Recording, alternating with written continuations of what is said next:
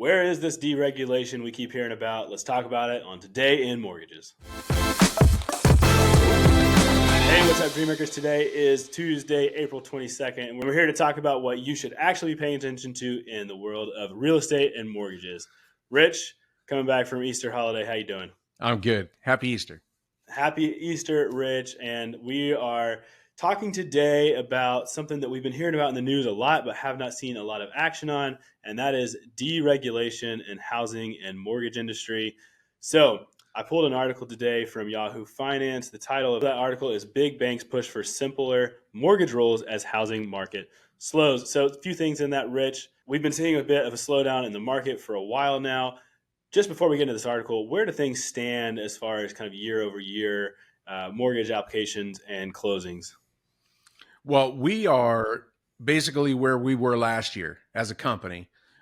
There's some companies that are a little bit lower. There's some companies that are doing better because they've acquired, other companies to join them. So, it's kind of all over the board, but we're basically where we were at last year. I think that's a good sign for us. Overall, mortgage industry says pending transactions are down 3.6% year over year here in this article.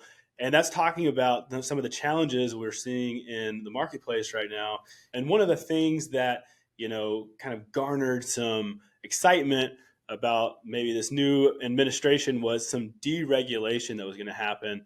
But we haven't really seen much of that yet, have we? No, none. None that I'm aware of. So let's talk a little bit about this article and about some of the things it says we could be seeing. So, Rich, when we think about deregulation, what are some of the major things that could happen from a government standpoint that would help us in housing and mortgages to kind of get back to where we need to be to get people in homes?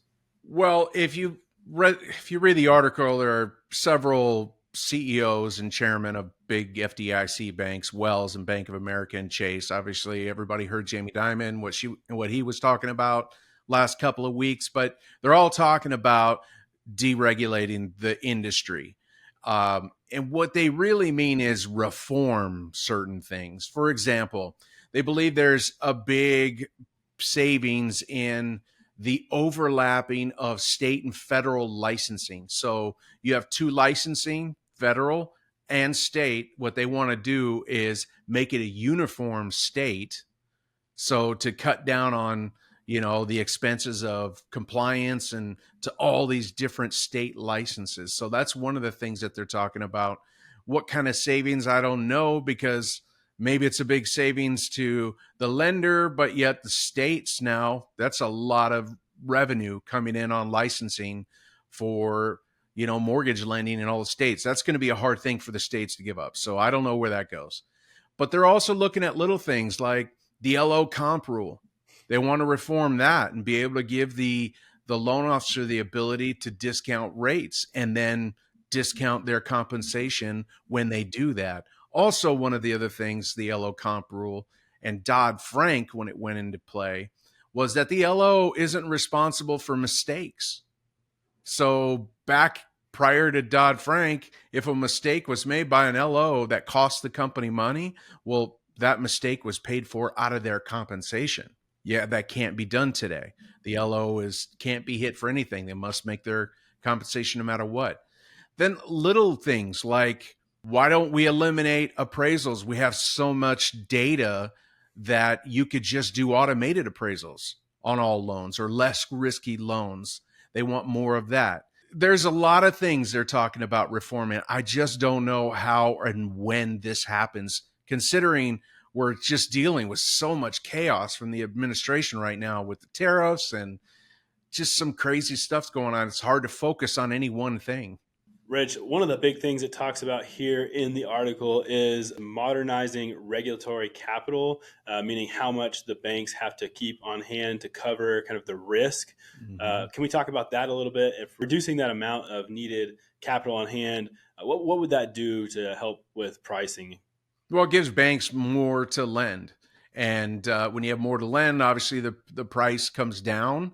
So that, they're talking about some of the reforms that they want to make in deregulation could be a difference in 80 to 90 basis points in interest rates. So That's what they're talking. But again, there's a lot of stuff that still needs to come out and some real strong talking points about this. But hopefully our lobbyists are doing their job and getting some of our congressmen to hear it. And Rich, one of the things we have not talked about here is deregulating maybe some of the requirements of building. And so this is more talking about finance, but the building part of that is super important too. What are some of the things that are being thrown around in that regard? Yeah, we talked about this a lot last year, Michael, about what are they doing? They're talking about uh, federal lands, opening up federal lands that they can build on at very little. They're doing all of that stuff to try to keep things going.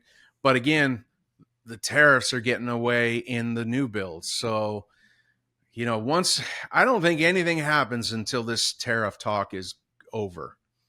Honestly, I think we're just blocked. Everything else is blocked out because no one's listening to anybody. So it's not helping the builders because obviously plywood and lumber and all of your accessories for homes, they come from a lot of the countries that we have giant tariffs on right now. So the cost to build is going up. So it kind of goes against everything we want to see on the home building side. So, Rich, the message for us continues to be kind of keep calm and carry on. Rich, what are we talking to our people about right now? Stay focused. Stay focused on providing the best experience to your clients and your referral partners. Stay on top of loan programs. Stay on top of your clients and where they're on their qualifications. Just keep educating out there and stay positive. Great word, Rich. And if you are out there looking for a new home to succeed in the mortgage industry, network funding is a great place for you. Click the Go link below if you want to get more information about the best network in mortgages. Rich, any final words for today? No, I'm excited to see some of this deregulation. So I hope it comes sooner than later.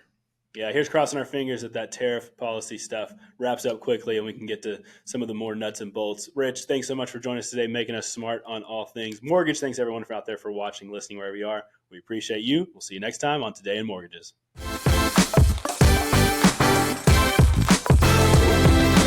Today in Mortgages is produced by Network Funding LP, which is an equal housing lender, NMLS 2297. The content of this program is meant to be a commentary on mortgage and real estate news, and any discussion of rates and/or products should not be taken as an individual mortgage or home buying advice or pricing estimates. And any commentary on this show should not be considered a promise to make a loan.